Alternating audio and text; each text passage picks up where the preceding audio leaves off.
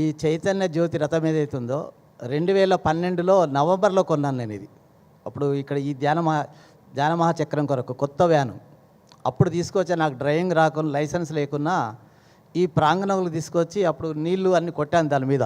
అప్పుడు వాటర్ లేకుండా మనకిడ అలా స్టార్ట్ అయింది ఇది వ్యాన్ చరిత్ర. తర్వాత పత్రిజారు విశ్వ చైతన్యం అయిన తర్వాత ఇది జ్యోతి రథయాత్ర చేయాలని ట్రస్ట్ వాళ్ళు అడిగినప్పుడు ఓకే అని చెప్పడం జరిగింది. దానికి మా ప్రశాంత్ మెయిన్. ప్రశాంత్ లేకపోతే చైతన్య యాత్ర లేదు, ఎందుకంటే దానికి డ్రైవర్ ముఖ్యం కదా.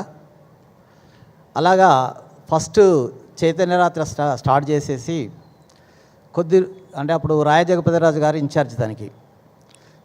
ఒక 3-4 రోజులు అయిపోయిన తర్వాత ఒక్క వ్యాన్ సరిపోవట్లేదు అంటే ఇంకో వ్యాన్ కావాలంటే ఇంకో వ్యాన్ కొన్నాను. కానీ ఇంకొక డ్రైవర్ను వరంగల్ నుంచి తిరుపతి అని గ్రేట్ మాస్టర్ పెరిడ్ మాస్టర్ ప్రశాంత్ లాగానే ఆయనని ఇప్పించి దిగ్విజయంగా ఆ సంవత్సరం కంప్లీట్ చేశాము. సెకండ్ ఇయర్ కూడా అలాగే జరిగింది. ఈసారి మూడోసారి కూడా మళ్ళీ చైతన్య రథం ప్రిపేర్ కావాలి అంటే మా ప్రశాంత్కి అప్పచెప్పాను. అప్పటికి ఆంధ్ర సైడ్లు రోడ్లు బాగా లేవు కాబట్టి అంతా డ్యామేజ్ అయింది.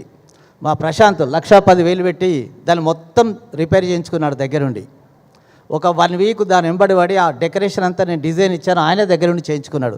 ఒకసారి ప్రశాంత్ గట్టిగా క్లాప్స్ కొడదాం.